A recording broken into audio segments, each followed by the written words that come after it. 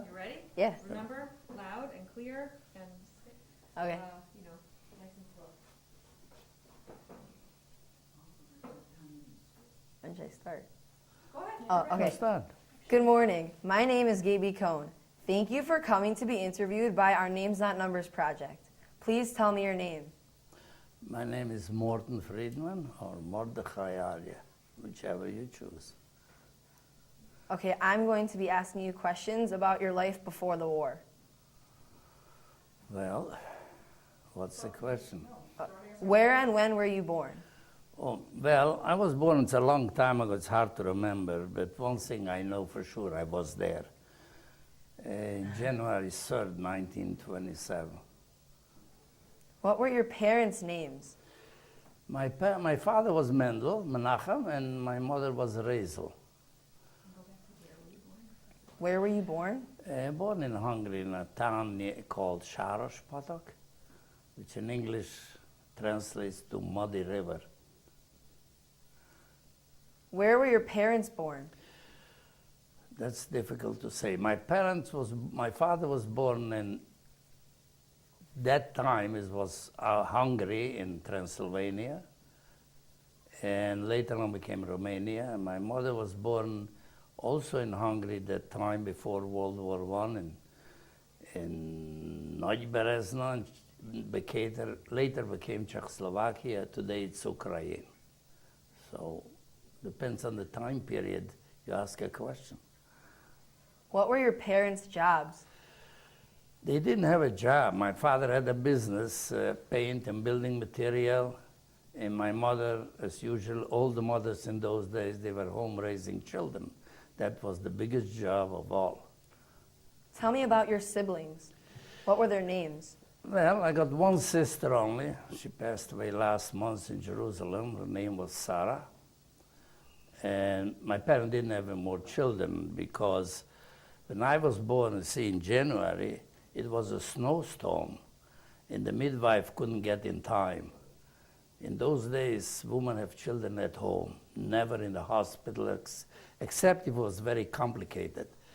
So the midwife didn't get in time. My mother has to be hospitalized. After that, she couldn't have any more children. And that's why a Hasidic family, 2 children, was very, very, very unusual. Were you close with your sister? Up till the war. After that, we separated, and I saw her only when I went to visit, on and off. So I don't know how you describe closeness when you see her very rarely. What language did you speak at home? Well, I grew up with 3 languages. At home, we spoke only Yiddish, which I still speak. In the street and in the school, in the public school, we spoke Hungarian. And in the Hebrew school, we spoke, that time, Lashon Kodesh, which is Hebrew and Ashkenazi. Do you still speak any of those languages? Yes, I speak on top of that English, as you see, and I spoke German. Please describe what Shabbos was like in your home. Oh my God, Shabbos. Shabbos in the home was really Shabbos. I mean, my father, we went to shul. They never ever walked and never drove, never put on nothing. Everything was prepared before that. And Shabbos was davening and learning and eating and singing and being happy. Describe Pesach in your home before the war. Pesach was a traditional Pesach. I mean, there was lots of preparations. Week before Pesach, they started, my mother and my sisters helped, they started working on it slowly. Take care of things and put away things and bring things in. We used to go to bake matzahs because matzahs was made by hand only. There were no machine matzahs. And as a kid, I remember I learned how to roll out dough. I can still do it today. I can make a good pizza if you want to, because I know how to do it. And we baked the matzahs itself. And wine, my father used to... Our region was a vineyard region. It's the famous Tokaj Mountains in Hungary, which was wine. The area was all with vineyards. My father used to buy a raw grape juice from the first press, and he used to ferment it himself, he used to make it himself, and filter it himself, and it was Pesach week. So we had that too ready. And of course, the Seder was a very, very extreme traditional Hasidic Seder. I don't know if you're familiar with that, but that's what it was. Was that your favorite Jewish holiday? No, my favorite Jewish holiday is Purim, where you can eat a lot. And as we were kids, we used to run around with shlachmones, delivering to friends and neighbors. And in return, they used to give us always a tip. So that's was my favorite holiday. Can you please describe the Jewish community in Sherosh Patak and describe your school, please? Well, that will take a long time, but I'm going to try to make it short. This town had about 500 families, 2,000 souls approximately. And they were rich people, most of them were middle class, and poor people. And the community sustained itself. There were no help from anywhere outside. And even those Jewish people who were literally Jews only by birth, even they changed their name to Hungarian, so they melt in, they were members of the Jewish community. They supported the Jewish community. One of them built a Hebrew school, and one of them donated flowers every week for the poor. For Shabbos, one of them donated meat. Every poor family got a voucher and got free meat for Shabbos. So everybody was involved. If you were religious or not, that's irrelevant. They all kept together. And they had 2 dayanim, 2 shachtim, and they had a Chevra Kedisha, and they have 2 shuls, an Orthodox shul and a Hasidic shul. And that's how life was. They supported each other. What is your favorite childhood memory? Well, just being a child, not have any responsibilities. Isn't that enough? No, it's hard to tell what's my favorite. There's no favorites. Did you have any non-Jewish friends? No, never. What type of school did you attend? Well, we attended Hebrew Day School, which was on Limudei Hall, that they call it. It was on the government control, the curriculum and the time. And then in the afternoon, we went in the Cheder, we learned Limudei Kodesh. So we got up 6 in the morning, and we went to Cheder, and we learned till 7:30. At 7:30 we davened, and everybody brought his breakfast with them to the Cheder. In the winter on the wood stove oven, we keep the milk warm, the metal canisters, and then we went over to the public school. It was the same building, had 2 entrances. One side was the Hebrew Day School, public school, and one side was the Hebrew Cheder. So 8 o'clock we went over to the other side, and we were there till about 1 o'clock. We went home 2 o'clock. We went back to the Cheder, we learned till 5 o'clock. And then we went home, have supper, and do the homework. There were no time for games. Matter of fact, there were no games. At home, never ever saw a toy. My sister never had a doll. There were no such thing toys. There wasn't even a toy store in town. You learned. That's it. Did you have any hobbies? To stay alive. Because my life consists of segments. Before the war, during the war, after the war in the German refugee camp, in Israel, in America. So I was very busy just to stay alive. Were you part of any youth groups? There were no youth groups. This is an American invention you're talking about. Did you experience any anti-Semitism as a child in Sherosh Patak? Oh yeah, there was plenty of it. It was everywhere, all around you. But even with those anti-Semitic laws and the people behaving anti-Semitic, they recognized we are Jews. And for instance, like they had laws where the stores should be open, in what time to open, what time of the store. A restaurant in tavern had different laws, others different laws. They allowed the Jews to close in Shabbos and Yom Tov the stores. And they allowed the day school, instead going Shabbos to shul, we went Sunday to school because the schools in average was 6 days a week, not 5 days. So even so anti-Semitism was alive, it could exist. Difficult, could exist. I could go in and tell you stories. We're going to take up the whole 2 hours or 3 hours. Did your parents ever think about leaving Hungary? Yes, my father was working going to Palestine in that time. But it never worked out. I didn't gonna go into details because that's against Hillel Torah policy to go into the details why he failed. Okay, Mr. Friedman, I'm now going to be asking you questions about your life during the war. Oh, why did he want to leave Hungary? Because he wanted to leave Hungary. It's not a life over there. We yearning to go to Israel, to Palestine. He wanted to go there. There was no life, especially when the war started. There was no reason to stay there.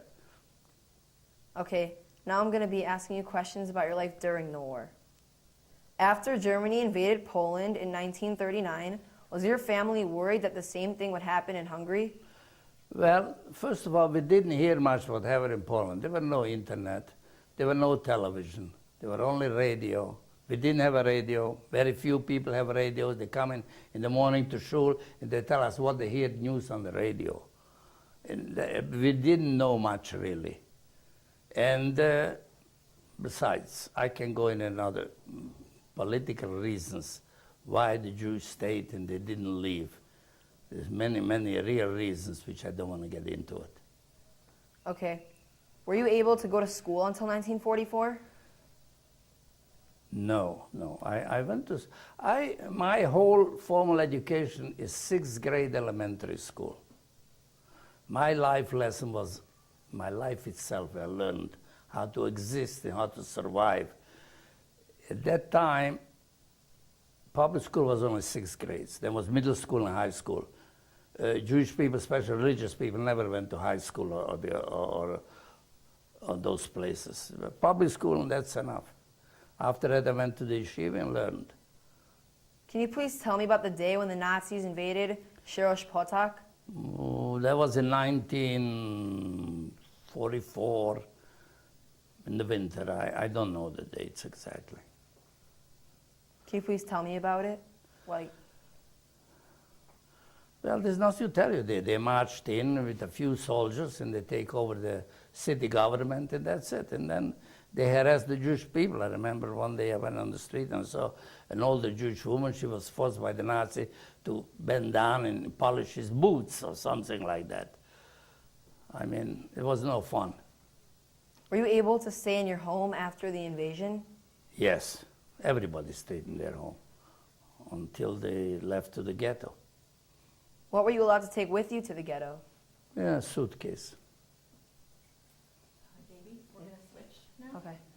He's gonna Fine. go to the camera, and one of the other students is gonna continue asking you questions. Thank you, Mr. Friedman. You're welcome, you're welcome. Great job. Should I take this one? Yeah, you see, your questions is not made to answer yes or no. Right. Everything got a huge, long background. You know, Sandra? just saying yes or no, Can I take this off? that's not the right answer. Okay, you can use my question. Do you want to do camera or sound? Okay. Well, you're gonna do camera Okay, anyway. so pick So up it's either where he now left or off. when I go. You see where he was? Okay, so he was, It's not poking you, right? you were gonna go over here. You're gonna ask questions. I didn't say anybody has questions about that. Sandra, you'll tell her when you're ready.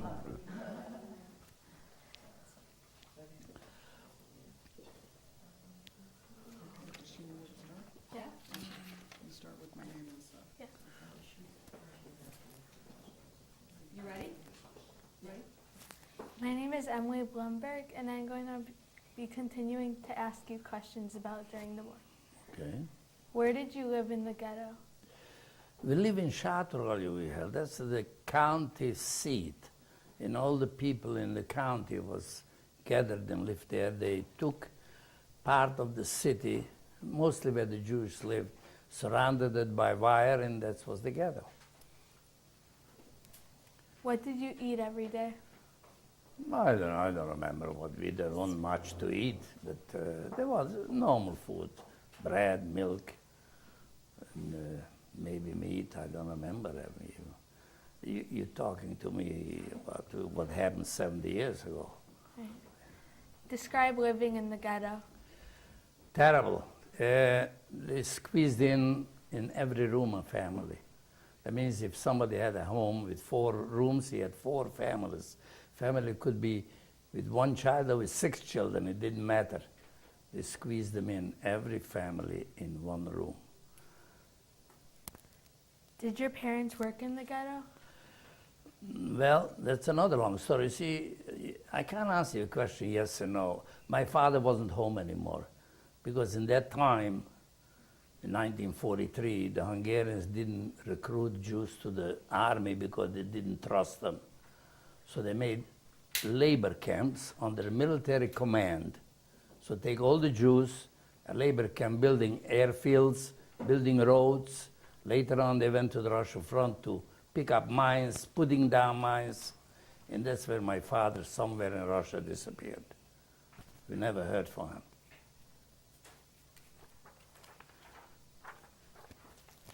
Were you allowed to go to school in the ghetto?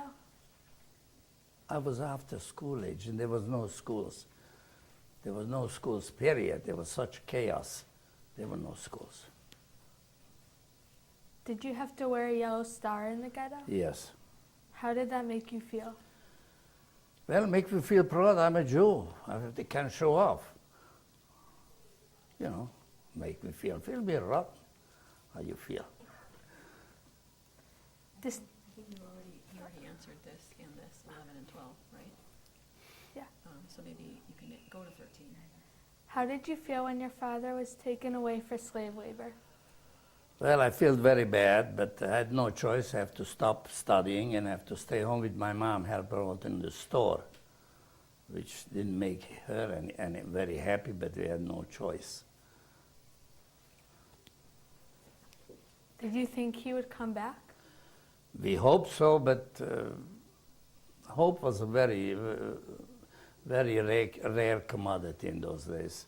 The only hope was Mashiach is coming, hoping every day, but other hopes were very, very slim. Did you know where they were taking him? No, they take him to a military camp and they kept moving around.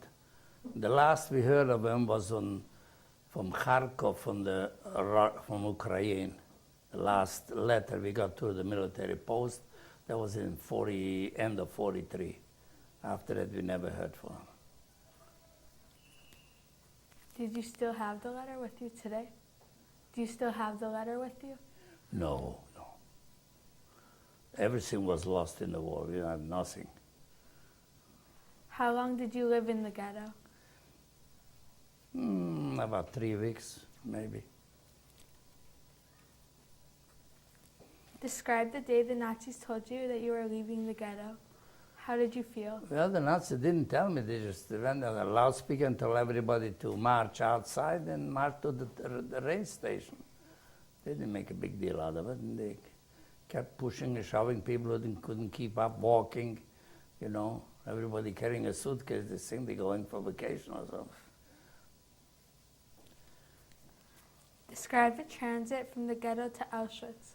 Were you still with your mother and sister? Yes, I was my mother and sister. The transit was terrible. It was those railroad boxes, and then they were stuffed in people. You couldn't sit down. There wasn't hardly any room to sit.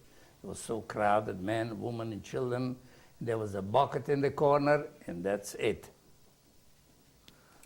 Can we stop 1 second? Ask this question. Go ask and tell them that you want to go back. We're just going to go back a little. Pardon? We're going to go back a little. Oh, go back. I'll explain to you, Mr. Friedman, we have to get full sentences because otherwise the movie.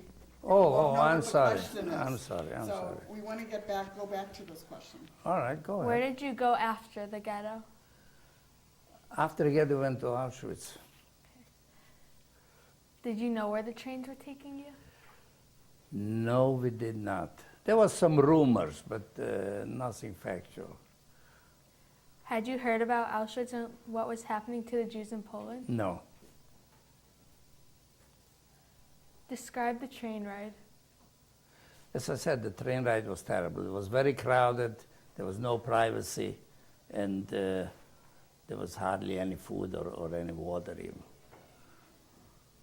What happened when you arrived in Auschwitz?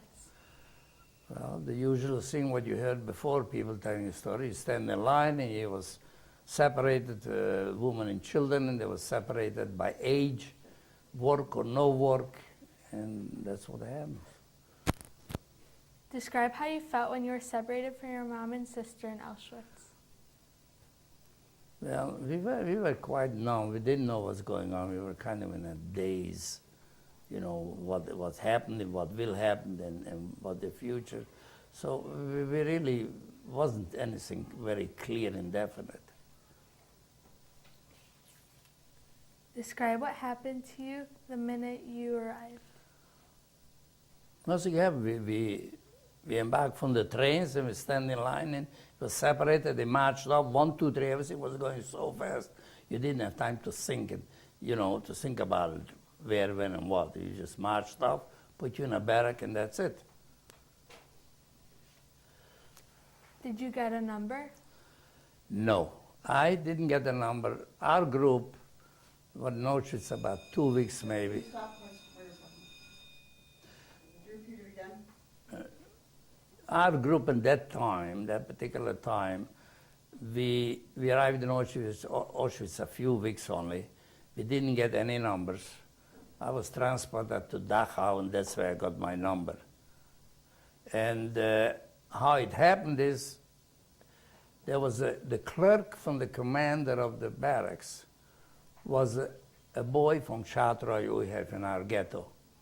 His parents were transported to Auschwitz when the Germans came in, and they're very rich people. They had a house like a palace, and they took it away to put the German command in there, and they transported that family right away out. But they did me a favor. Their son became the clerk from the commander.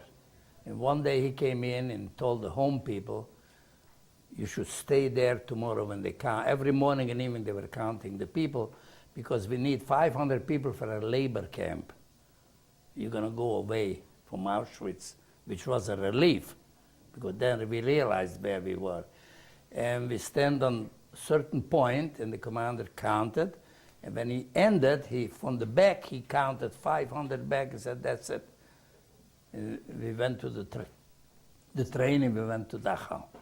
And that's where I got my number, and that's where we stayed. Not in Dachau main camp. It was a sub-camp in Dachau itself for a few months, temporarily. Then we were transferred to a permanent camp, which was strictly able-bodied people to work were there. Describe the barracks. Well, the barracks were bunks, three high, with a, you call it a mattress. I don't know what it was in a straw, probably. And there were hundreds of people in the barracks. And each barrack has a leader, you know, an old-timer from the camp, not a Jewish fellow, who was in the camp for many years already. Actually, our commander was, they had colors. With the number, they had colors. Black was robbers, pink was homosexuals, yellows were Jewish. You know, the color defined you, what your crime was that you were there. Our leader in the barrack had black. He was an old criminal, you know. So that's where we were living. And every day you marched out, you went to work, come back in the evening, and that's it. Describe what you ate. What you ate? Well, we didn't eat much, because we were all, after a very short time, we were all scalded. We had something hot in the, they call it tea or coffee. It was something murky and hot. In the morning with a small thin slice of bread. At lunchtime you're gonna get something vegetable with something with a slice of bread. And evening the same thing. Except one time something happened. It was Erev Yom Kippur. We came home from work, and the commander went on the loudspeaker and told them, "You bloody Jews, you're going to fast tomorrow, I know, because it's Yom Kippur. You don't eat. So we're going to save ourselves a meal. Tomorrow the truck won't come to your workplace bringing you the lunch. For that reason, we're going to give you a little better type of food tonight and tomorrow night, and you're allowed to congregate to daven." That was Yom Kippur. Now, I have to make a note here. The commander and the guard of the camp were Wehrmacht, not SS. That makes a big difference. Describe one of the days. Well, one of the days, as I said, you get up in the morning, you rush to the washroom. There were hundreds of faucets with cold water. You slap your face a little, and you go to the toilet, which was also a big room with a lot of holes in it. There were no privacy, nothing. Then you stand in line, and you get that, hot water in the slice of bread, and you run out fast, stand in line, they counted, and there was groups. Each work, some places 20 people went to work, some places 10, and I was lucky in the summer, in the harvest time, there were farmers, they rented out people from the camp to help them out in the harvest, because all the youngsters were on the front.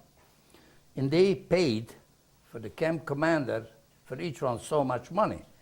The good thing was, first of all, we could eat vegetables that we harvested raw. And also the farmer gave us lunch. It was a little better quality than what you got from the camp. So that lasted about 2-3 weeks. That was a light spot in my life in the camp.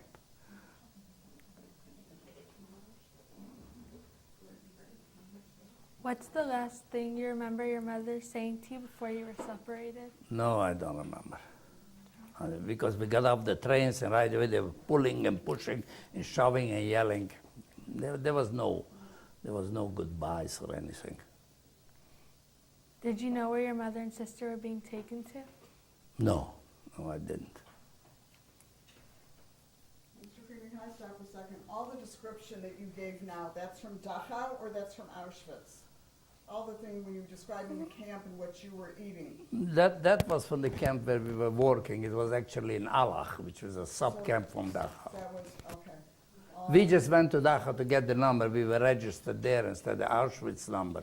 We had Dachau number, but we were in a sub-camp, Okay. which belongs to that main command.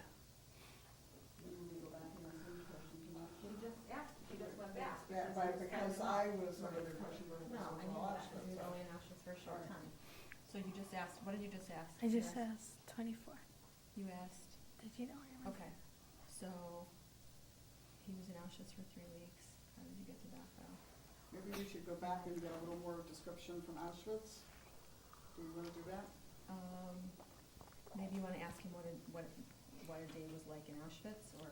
Yeah, could we go back a little Sure, bit to sure, Auschwitz? go back wherever So you ask want. the same, It's because going I nowhere. wrote on it, Auschwitz, okay? So he asked the He questions. wasn't there, Yeah, you were only right. there for 3 weeks, right, in Auschwitz? About Everybody can Right. describe what he Right. saw, right, Right, describe and what what happened to him. So what we're it's going to like. go back to Auschwitz. Okay. Right, typical day in Auschwitz, maybe after that. Describe a typical day in Auschwitz. Well, in Auschwitz it was very boring. We didn't do nothing. We all day mingled around doing nothing. What happened is, tell you a little story. I got lucky, I got a pencil and paper, I don't know from where. I wrote down my name, where I come from, wrapped it around a stone, put a band over it, and threw it over the fence. On the other section of Auschwitz was divided in many, many different mini camps. On the other side, there were Jewish families in their civilian clothes with their children playing, they had toys, and they were davening, and they were eating. And later we found out that was the camp where the Red Cross always visited to show them that the people don't suffer. That was a model camp. But somebody got that stone and threw it over to the other camp, which was women there. I don't know what happened to it. After the war, I came home. I had one aunt. My mother came from a family of 10. One aunt survived. the youngest. And she said, you know, I got that stone what you throw, and I wrote you an answer on the other side, and I throw it back, but I never got it. So actually we're doing nothing. We're just mingling around, hanging out. How did you get to Dachau? Well, we went on the train. We went to Dachau. We were unloaded in Dachau. We were marched over by the train station. They got a temporary camp there for the 500 people, as I said before. And we got our numbers. We went to work. And we got food and whatever food it was. And then about 2 months later, we went over to Allach, where was the permanent camps, you know, brick buildings and all that. And that's even there, it wasn't that bad because there were people much worse off. The camp had two parts. We were on one part, the Jewish workers under the Wehrmacht, and the other part, the Russian prisoners under the SS. They didn't go to work. They wouldn't trust them. So they were worse off than we are. So that helped us a little to survive psychologically. So there are people much worse off than we are. What kind of work did you do in Allach? I do different works. We worked on the BMW factory, which at that time they were not making cars, they were making airplane engines. And we built a bunker because the Americans were bombing all the time. Your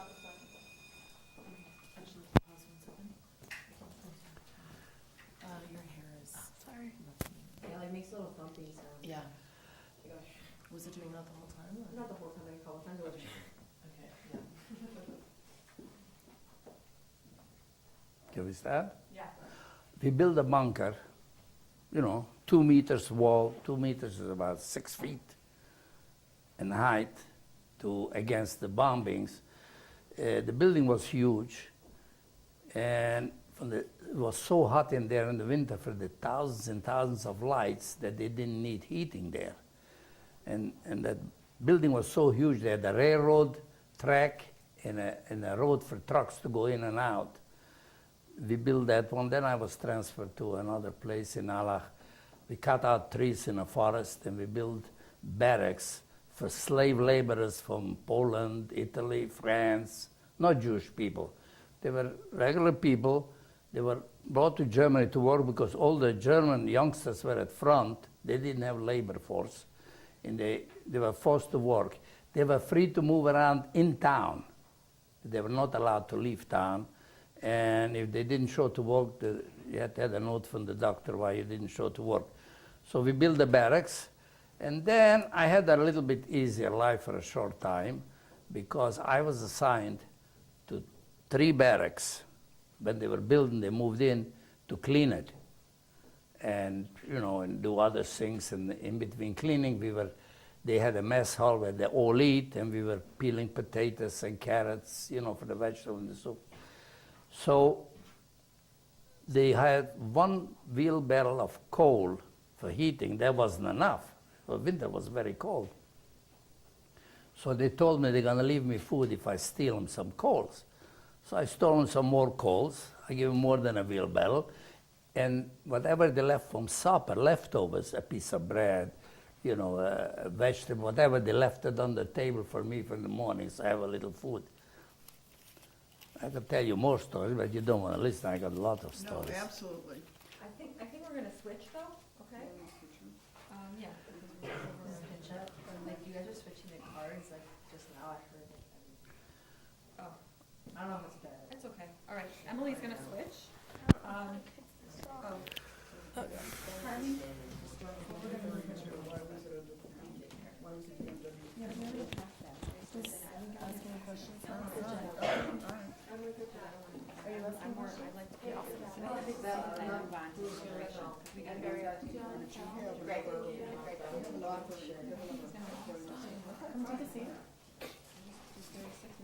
Oh, we got a new one here. Okay, I haven't seen her before.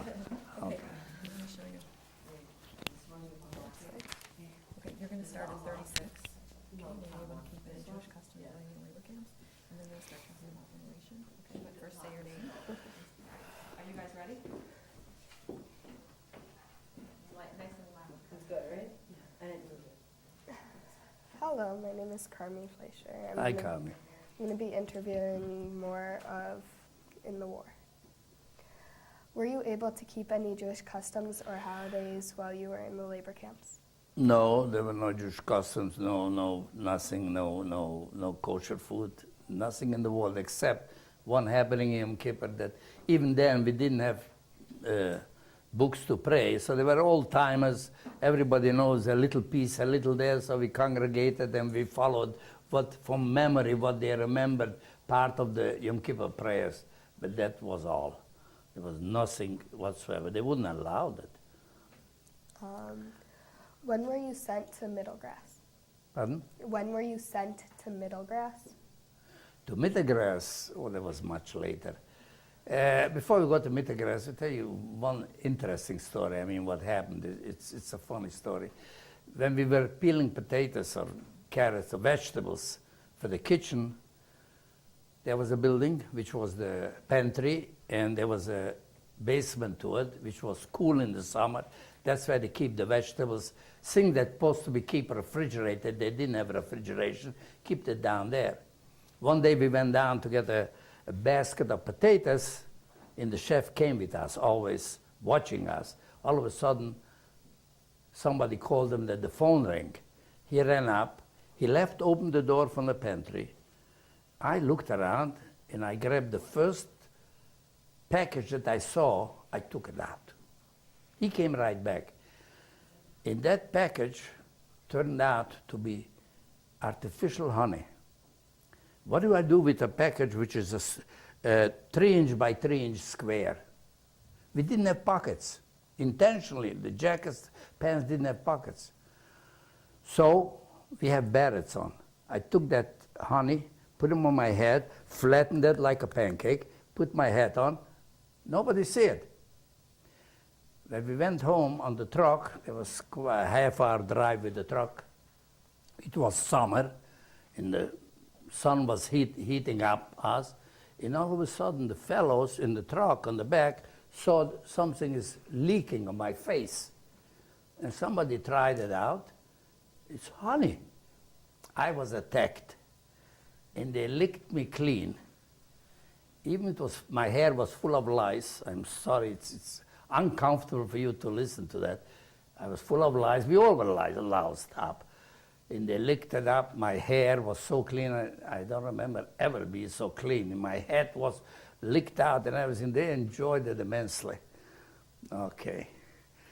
So there's always a bright spot occasionally. Now, let's go to Mittelgras. The SS commander of the Russian war prisoners on the other part of the camp, he always wanted to take the bloody Jews. He was working on it with his command post, this and that, and there were rumors that he's succeeding to take over the camp. At that time, they looked for 200 people to go to another labor camp. So because of that rumors, I decided I volunteered to go to the labor camp. That turned out to be a total disaster because the SS commander didn't take over, and I was in a hellhole. I mean, a hellhole. It was a small camp. There were French, non-Jews, slave laborers living there. There was no barracks. There were little dog houses, like for dogs, a little bit bigger. You couldn't stand up. You have to crawl in, 2 people in a little cage like that, and crawl out. You had no room to stand up. The food was terrible. And the soldiers was always hitting and pushing and shoving. They were never happy. And I found in Auschwitz my nephew, which I never saw him before because we lived in Hungary, they lived in Czechoslovakia. We knew about him. My parents corresponded with them, but personally I didn't know him. I met him there. So we hung around. And came Pesach, 1945. Pesach, he didn't want to eat bread. I said, you crazy? It's a pikuach nefesh. What do you mean you don't eat bread? You don't eat bread. He didn't want to eat bread.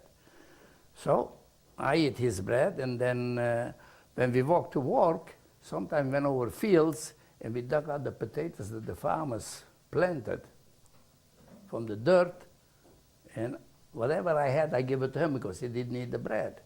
But it turned out to be a disaster because he got blown up, he got sick, and one day I came back to work and he wasn't there anymore. He disappeared. He couldn't go to work because he was sick. I came home from work, he was gone. How did you get to Middle Grass? Well, we went by train. From Allach to Middelgraas by train, and then from there, actually, we marched, I don't know how many kilometers, enormous amount, to Mittenwald, which is another Jewish camp. And from there, we went with the train west, because the Germans wanted to go away from the East Front, so they preferred to go to west. And then, the story goes shortly. One morning, we woke up, we heard rumblings.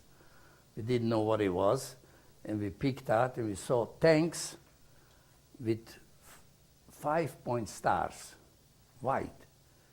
We didn't know the Americans have white five-point stars. We know the Russians have stars, red, but we figured maybe because of the war they didn't want to make red so obvious, they made it white.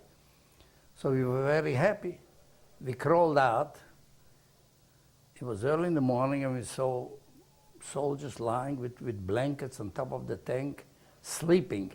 And when they saw from the forest, some skeletons walking out with stripes, they didn't know what it is. We were the first one they ever met. And they stopped the tank and they crawled down and they found out who we are. So they give us what they have in their pockets, like crackers, chocolate, chewing gum. We took everything, no matter. We eat it with the papers, because even paper was good.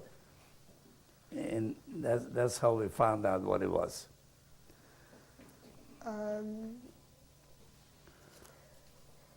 Describe being in Middle Grass. Pardon? Describe being in Middle Grass. Terrible, terrible. It was real hell. As I said, we lived like dogs, and we worked very hard, and they didn't feed us much, and they were pushing and shoving, hitting everybody faster, whatever. But it was last about 6 weeks or so, and that was the end of the war.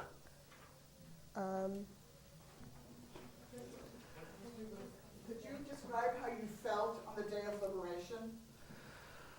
Well, the Day of Liberation came very slowly. We didn't realize in the beginning, as I said, who it was. We thought it's the Russian, turned out it's the Americans. And I had an infection. You can see here a scar here. My hand was swollen, and I had a right stripe all the way in my hand. And I had fever, and I was shivering. But nevertheless, when we went out of the trains and the soldiers were gone, they disappeared. We went to the box where they lived, and where they have the food. And there's a wood stove oven still burning there. We climbed up, whoever could climb up. I couldn't climb up because I had a great fever and I was shivering. Climbed up, and they grabbed the food, and somebody jumped down with a package of margarine. I put my nail in, grabbed half of the package, and eat it with the paper because I was afraid somebody gonna grab it for me. I mean, it was war. And they turned over the stove, and there was fire started. Anyway, the Americans, that was name of the town was Tutzing, which was in southern Germany. And they marched us to a train station, and on the train station there was a hospital train full with wounded Germans, doctors and nurses. Now I have to remind you that the American soldiers on the front line, on the front, they didn't like the Germans because they got killed, they got wounded. It's not like when the replacement come later and they were fiddling around with the Fräuleins. That was a different story. But the first line soldiers, they sympathized and they hated the Germans. And the commander, the tank commander, took the German doctors and the nurses to get all the wounded out. He doesn't care where you put them on the ground. They took all the German wounded out of the hospital train, and they put out, whoever was sick, they put us in there. And they forced the German, the nurses to take care of us. Okay, Carmen, you want to switch? Okay. Mayor, you're on. Okay, now they're gonna get to the, after liberation and the whole story about the Bricha and everything. Yeah, my point is, the Holocaust, you heard it so many times, it's not that much interesting. I thought I'm going to talk about that. I got about 3-4 hours to talk about that. Okay, well, we're gonna start talking. You know, so you have to cut it very short. I thought I'm going to talk about happy things, not morbid Well, we things. want to get the whole story, so, okay, so why don't you do this,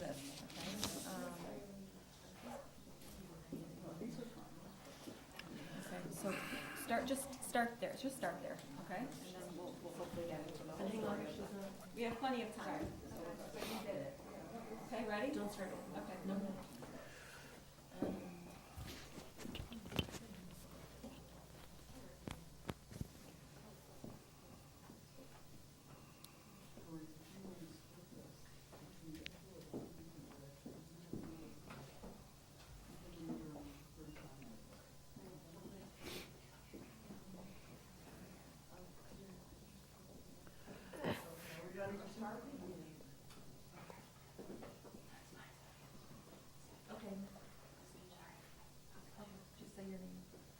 Hi, my name is Mayor Silverstein, and I'm going to be asking you questions about after the war.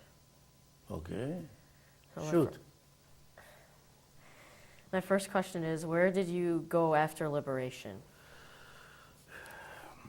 After the liberation, we went to refugee camps in Germany. They took all the military barracks, which were empty those times. There were no German military anymore.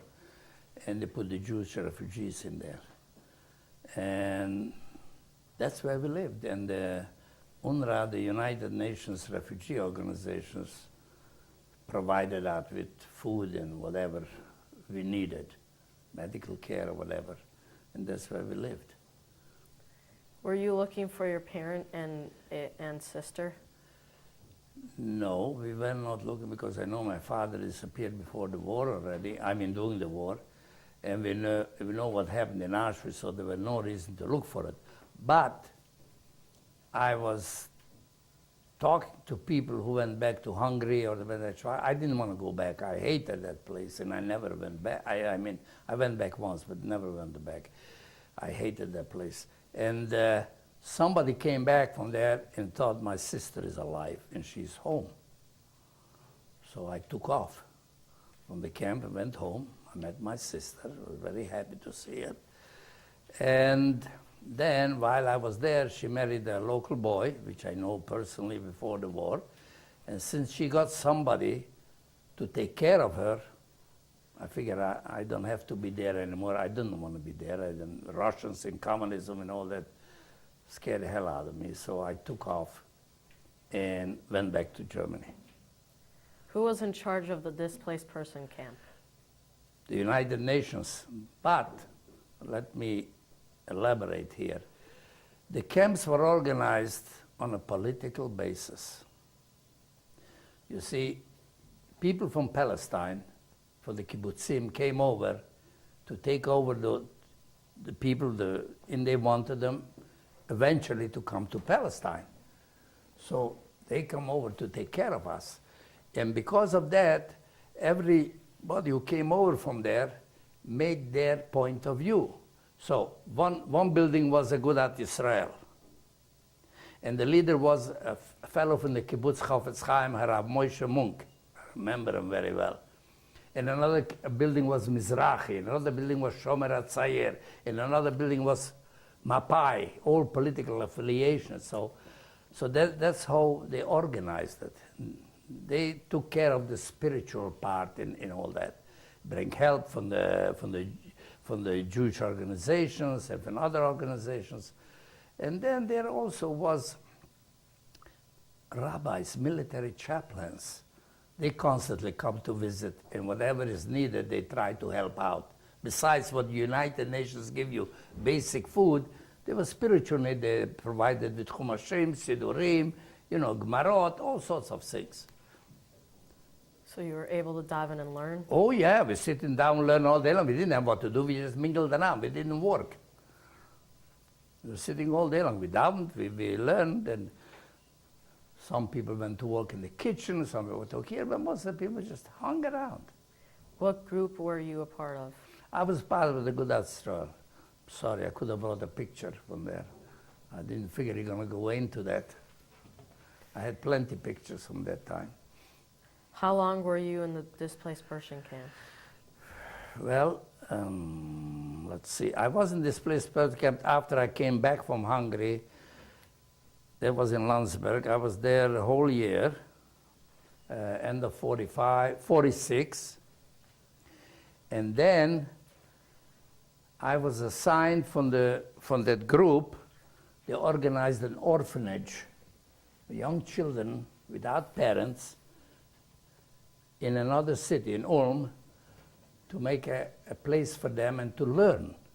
And I was assigned to go to organize that and be there. So I went to Ulm, and there was a military camp which was about 250 orphans, and there were teachers and cooks, and there was also those people who worked there, the teachers or the cooks, had children, so their children was also there in the camp. And that was also, there was another camp in town, which was a socialist camp for the Shomer HaTzair. They had a separate camp. They couldn't mix, no such thing. There was the commander, a Dutch person. He couldn't understand why he has to look two different camps, why they can't be together. They couldn't explain to him why. It was simple religious reasons. Where did you go after you left the camp? Well, I left with the camp. So like what place? Well, we left with the camp to France to board the Exodus. Now, that have to be a very long background to that, how that was done. Now, after the war, all those shlichim, messengers from Israel, from Palestine, who came to the camp to organize the Jewish people and to prepare them to go for Aliyah, they called the Bricha, the illegal immigration organization.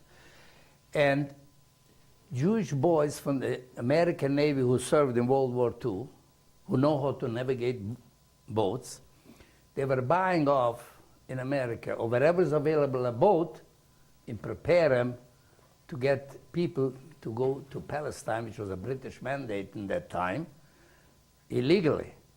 On the beginning, they succeeded. They went in the dark at night, and they went in not to a port, but just to a beach, and they swam ashore, and there was a lot of kibbutznikim waiting there, and they mingled with the kibbutznikim, and so when the British find out they come, they didn't know who is who.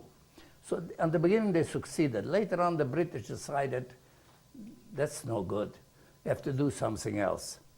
So they decided all the boats that they captured, or the people, they put them in Cyprus in camps, in detention camps in Cyprus, because you couldn't watch the whole thing, and that was figured as a solution. So when they bought a boat in the United States, and they were going to Europe, they put material on the boat.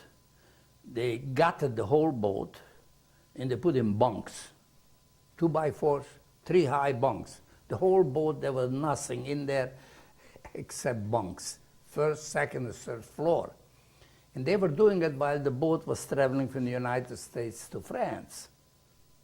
Because they figured out in France they're going to board. They're going to get all the people there.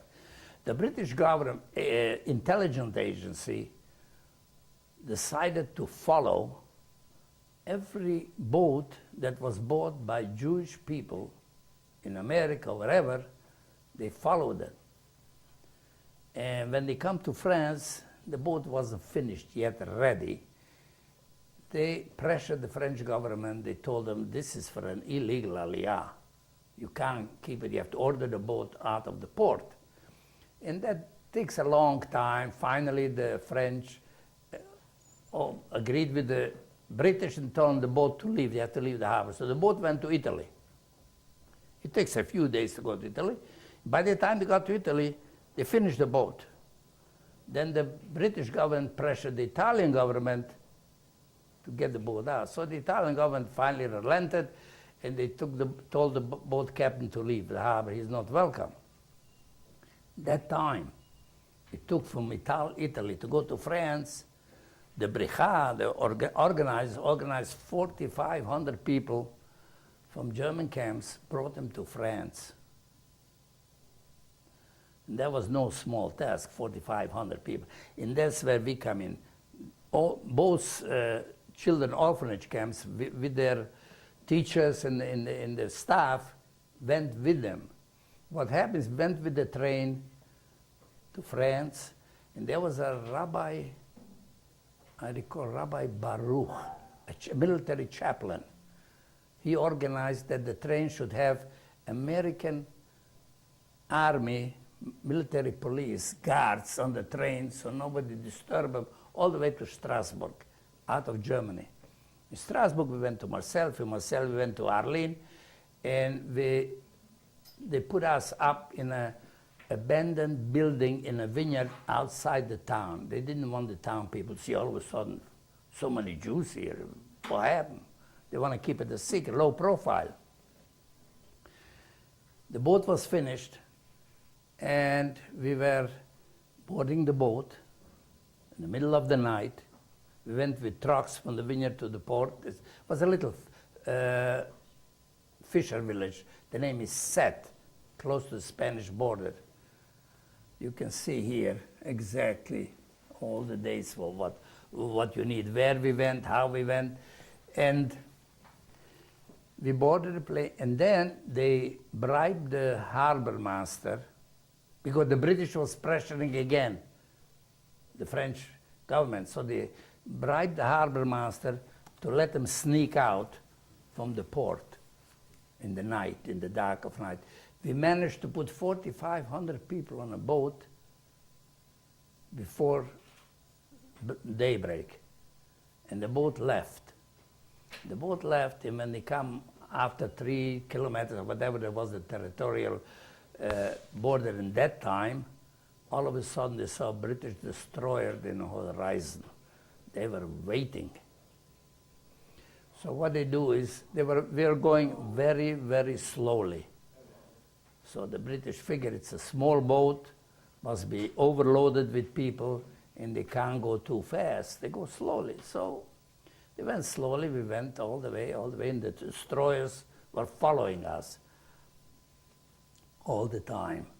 And when we come close to Haifa,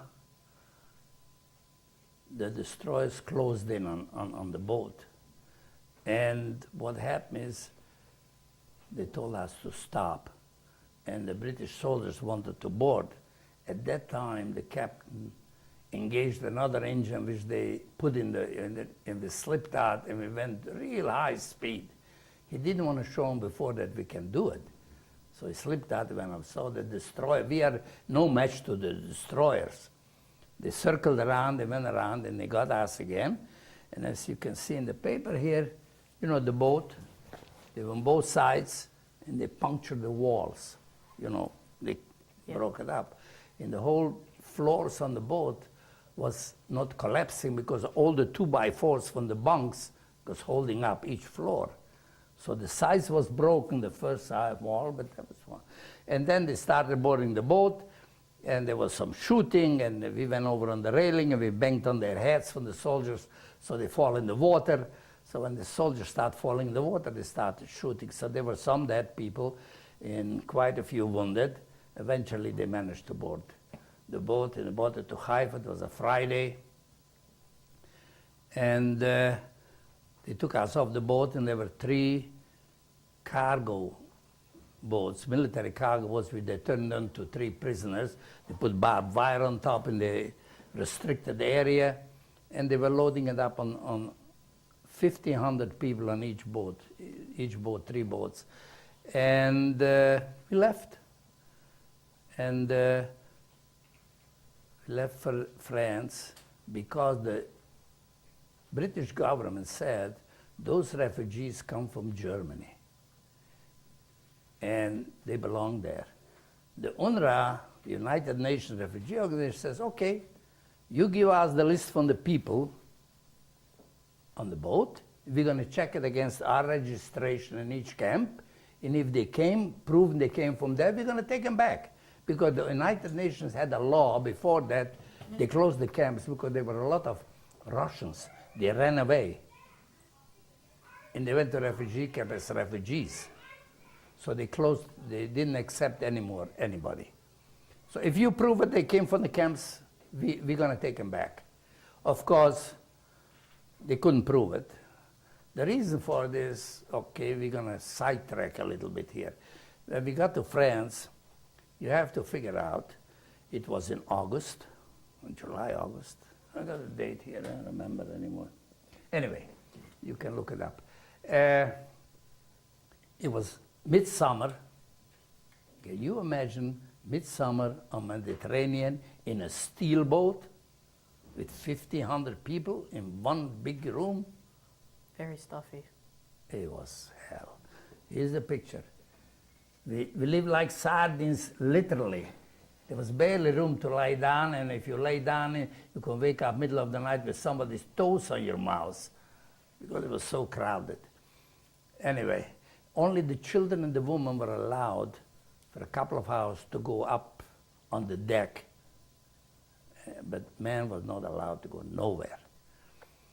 So what happened is there was a boat from the Red Cross coming every day, bring us food, okay? The British didn't feed us. The truth is the Red Cross was a disguise. There was no Red Cross. There was Israelis, Palestinians. The Jewish agency provided the food, kosher food, mostly was canned food.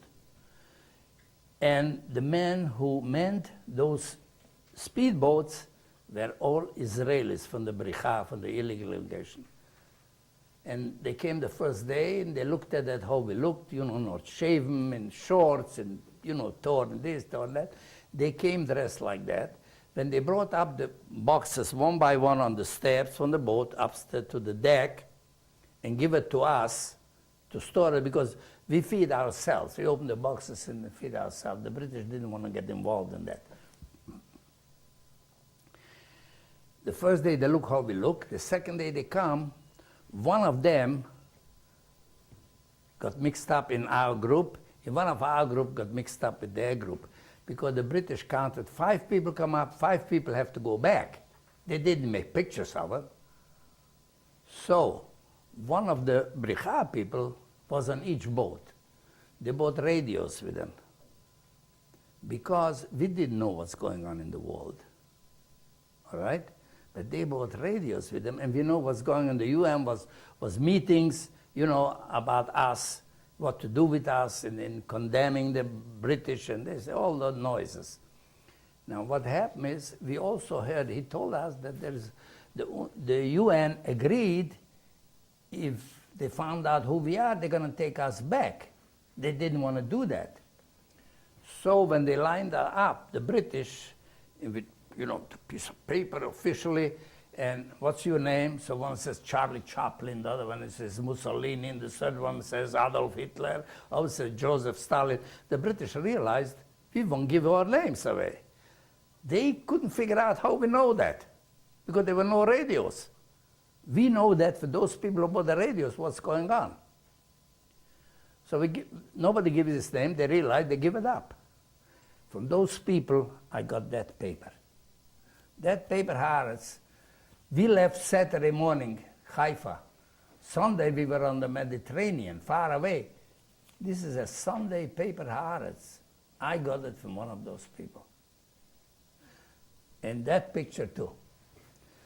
So the British couldn't figure it out. So we went from Port-de-Bouc, we went to Marseille, from Marseille back to Port-de-Bouc. Every few days we went back and forth.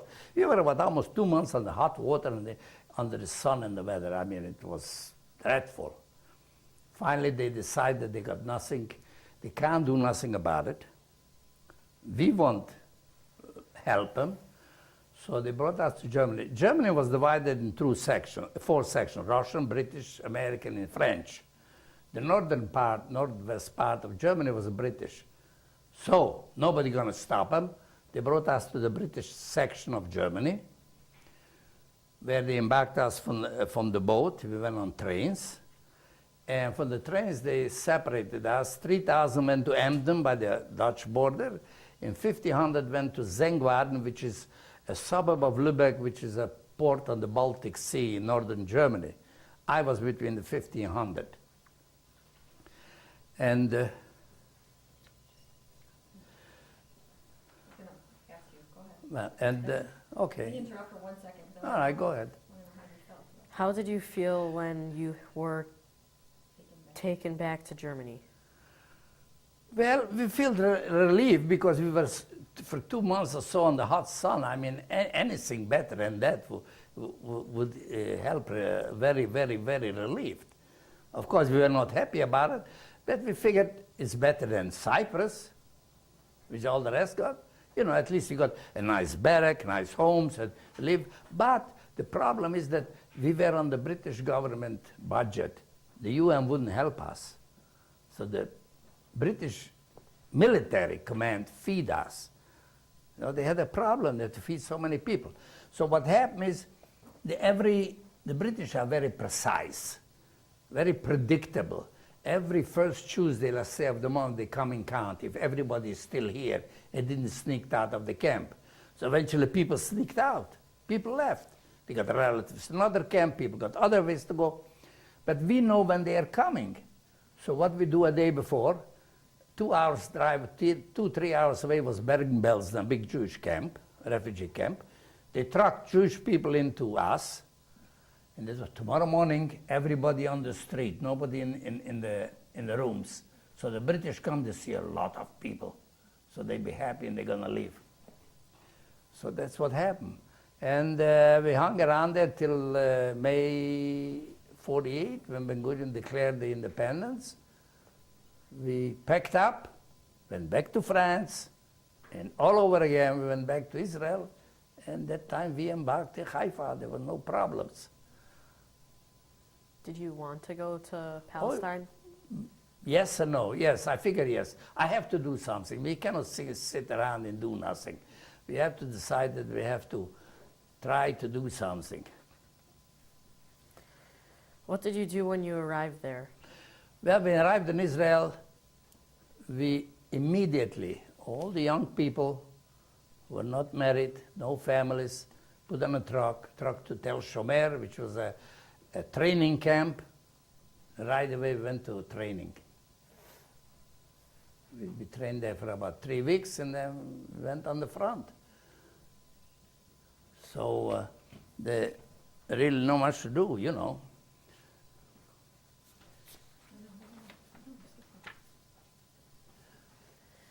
How did you feel about being sent to fight in the war immediately after you arrived in Israel? How did you feel about being sent to fight in the war immediately after you arrived in Israel? I felt fine. That's why I went there. We know there's a war going on, we have to help, and we decided we have to do something. I mean, going to America was easy. I was registered to go to America. Matter of fact, when I went to Hungary, see my sister, I went to the registrar and told them, if my number comes up to go to America, give it to the next fellow, because I told them I got a sister. You understand? So I come and see her.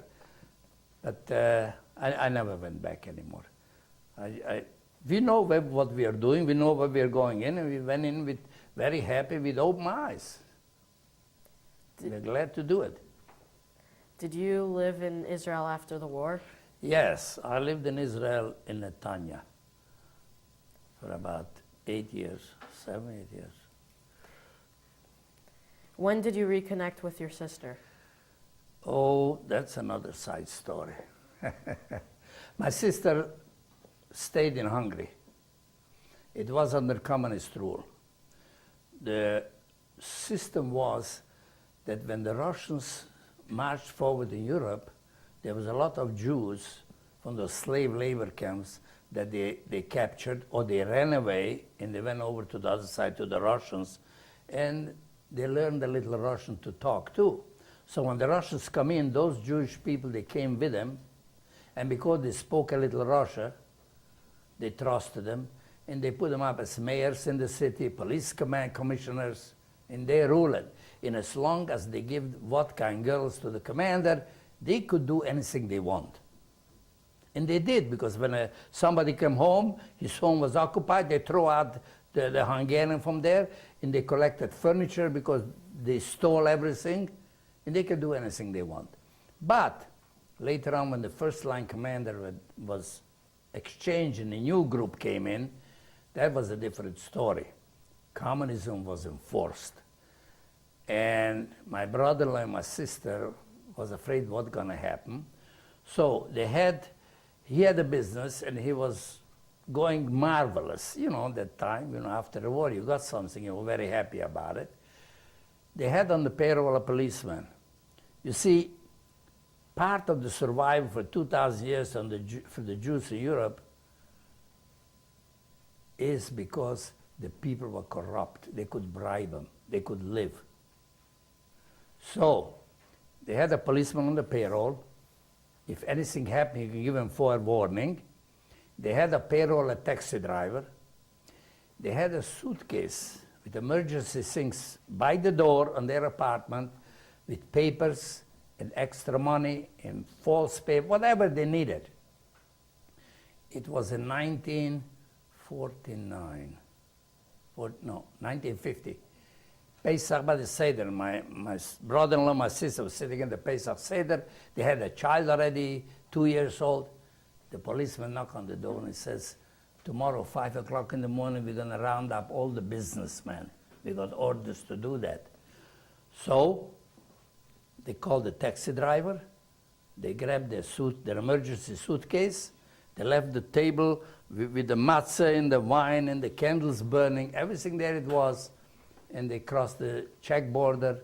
From there they went to Austria, they went to Italy, and then they came to Israel. In 1950, end of 1951, they came to Israel. Wait, hold on. We're going to speed up a little bit. First of all, can you ask us one more time, if you could just say this in a full sentence, the answer, because we want to get the name Exodus. We didn't really hear the name of the ship. Exodus 47. So wait, ask that. What was the name of the first ship? How did it get its name? I don't know how he got his name, but the name is very simple, Exodus 47, because that's going out from slavery and going to freedom. The Hebrew name was Yetziat Europa Tashaz, Tafshin Zayin. You can see it here. If you make a close picture, you can see the sign on the boat. Out of all the things you went through during the war, what was the hardest one for you? The hardest one for you being in a concentration camp. That was the hardest one. The rest was nothing compared to that. If you could speak to your parents today, what would you say to them? Well, I would say first, my father, you were right, that you wanted to go to Palestine, and for some other reasons, which I don't gonna get into it now, he didn't go. And that was the right thing to do, but otherwise, I'm going to tell him I'm alive and well, and I'm glad to see you. What is your message to my generation? That's a tough one. Your generation is, I had a problem in my community too, in my shul. They talk a lot of things, and I tell them, you're all very spoiled. You don't know what hardship is. You have no idea what hardship is. You don't know what freedom is. Because you have to experience the bad to appreciate the good. If you don't experience the bad, you can't appreciate the good. You take it for granted. You take everything for granted here. You don't. Nothing is granted. So you have to get involved, as they say. If you don't learn from history, you're down to repeat it. So learn history, learn from it, and act upon it.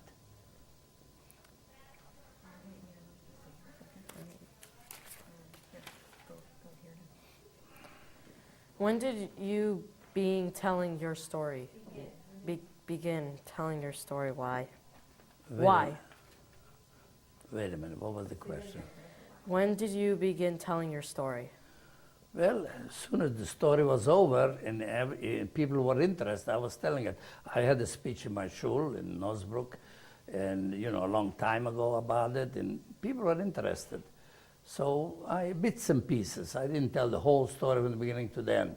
First of all, the story of the Holocaust, there's plenty of people tell you those morbid stories.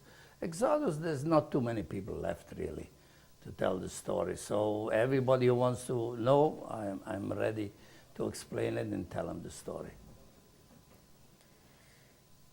Do you have any photos to show us, like those? How do you have them? As I said, this was I got from the people who handled the Bricha, the illegal Aliyah. This is in Hebrew, which I wrote my diary. Here's the English translation. And this is all the picture I got from them. And there's some more pictures here. You can see I got it from them. What can we do to combat Holocaust denial? Just keep explaining, keep hammering away. Somebody got an open mind gonna believe you, and somebody got a closed mind won't believe you anyway. So just keep hammering away and telling everybody, and hopefully it's gonna catch on eventually. But as the time goes by, we get away from it. It's like a dream. It doesn't seem true anymore. Have there been any reunions for Exodus survivors? Not that I know of.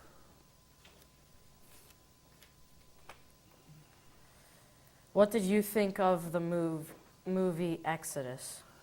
I saw the movie. It was very well made, but it was kind of a little bit Hollywood. They jazzed it up a little bit, So it's for the average American's palate, so they kind of digest it. You can't show them only morbid things. You have to fix it up a little. But in general, I would say it was all right. It was a good movie. Name people in your family who perished in the Holocaust. It's too numerous to mention. See, my mother came from a family of 10. Only one aunt survived. My father's side, no brothers and sisters survived. I got some nephews and nieces.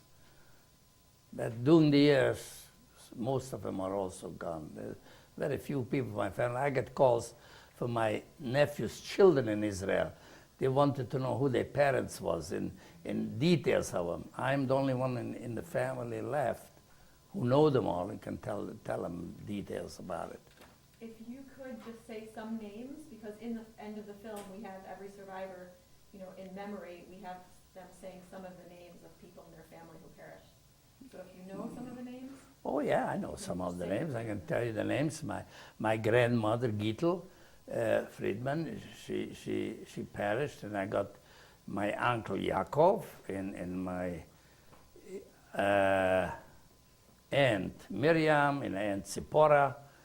I got one uncle, Yecheskel, who was supposed to go to the Hungarian military before the war. He didn't want to go to the military. He was a religious fellow, Chosed. He left his wife. He smuggled himself to Romania, from Romania to Bulgaria, from Bulgaria to Greece, Greece to Turkey, Turkey to Lebanon, Syria, and he ended up in Palestine. I met him after the war. He was living in Katamon in Jerusalem. He was working on an affidavit from the British government for his wife.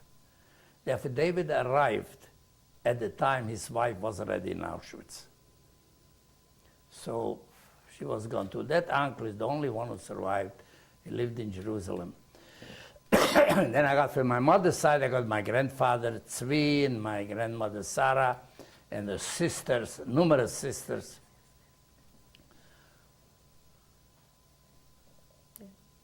Well, the names Moshe Arya and Yeshua Wolf and Hannah, and there was one, also another Miriam, and another Baila, and another one.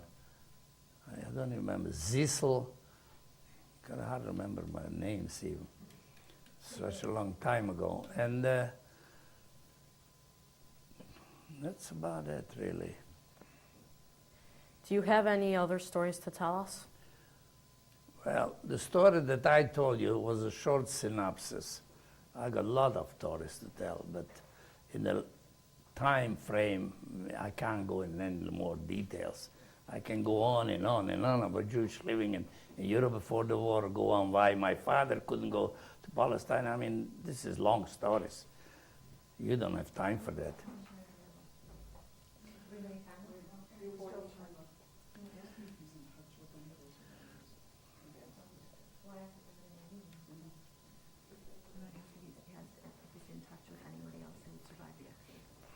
Are you in touch with anyone else that survived the Exodus? No, not really. I had a few friends. Some of them passed away, and some of them I never saw again. You know, we spread out all over the world. We never kept in touch.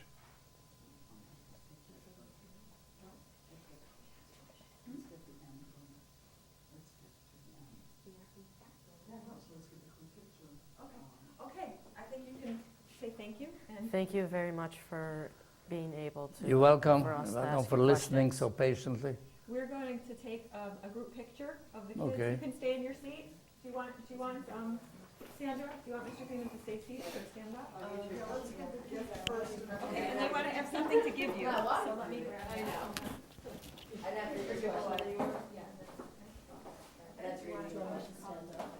Okay, you want to go over there with the whole group?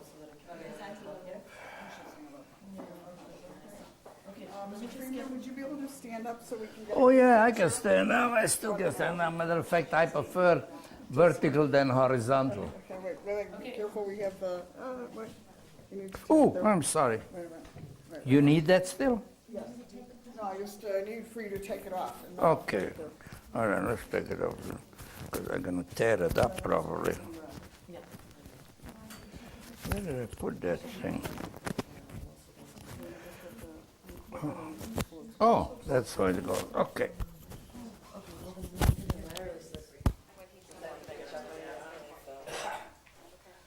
All right, it's standing there. All right. Picture, you want to present the gift first? Mr. Freeman, we have a gift for you. I didn't. Shalom, not a couple of brass. Yes, you know what that means, right? You don't speak Hebrew, you want a Hillel Torah, I don't speak No, Hebrew. he just explained it to me. He said, I know what it means. I Oh, didn't do okay. this to get a prize. That's what he told Okay, me. thank you very much. And Mr. Freeman, I want to mention, aside from a card in there, there's a piece of paper that tells you about the film screening. Because when the film is finished, Yeah. we are going to have a big dinner and a screening, and we want you to come with your whole family. So you have the date in there and the information, and in a month or two, you'll get a real invitation. But that gives you the date, so you can put it on Oh, your I see, calendar. okay. It's on Thank May you very 19th. much. It's on May 19th, May 19th, all right. okay? Okay, All right. so let's get a group picture Okay. on both, let's have, Yeah, if Mr. you can Freeman see right where you there, are, and and if then they'll you just, come around you. All right, fellas, all Okay, right. I get to be in it too. All right, sure, why not, why not? Anybody, Mrs. Rosenberg, Okay, and you come everyone's too. smushed together. Everybody, everybody. take a picture? That would be great. Yeah, Yeah, because I also can't with my get it all. camera. Yeah. I'll take your camera. Pictures are important, because last year, remember Sandra? Thank you. Lean too much. Everybody Sandra, smile. last year, we, remember, had trouble getting Yeah. the picture. Yeah. Tell us when, count to 3, so we know when Which Yeah. which Yeah, camera's let's look taking at the it for a picture? second. Yeah, countries You will wanna know go when to in? No, smile. no, go ahead. Everybody will do it with the One. 3 different cameras. wait. Are we ready? You can crop it, okay? We're Okay. taking like a long shot and then wide shot. Just 1 second. Sandra, just your camera a little bit towards the left. Smile, everybody. Great. Everybody look at Lori. Got it. Did you take 2, Lori? But I will take Just another in one. case.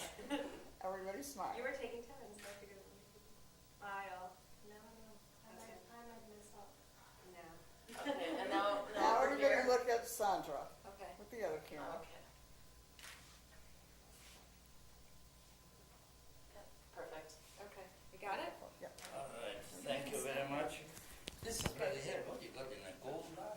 Yeah. Would you like, We're giving would everyone you like a gold. cookie or some grapes or thank you. something? Are you sure? Thank you very much. Okay, because we have some This is snacks. not chocolate. It's It's not chocolate. It's something Otherwise, to I would read. ask a cholesterol pill to go with it. It's something to read. Oh, to read. And if you have it already, you're welcome to take it back. You know where Rosenblum's is. So, and did you get you guys got the newspaper on camera? Sana and Sandra? Yeah, Did you she get the got it. newspaper? and the Let's picture? do the one thing again.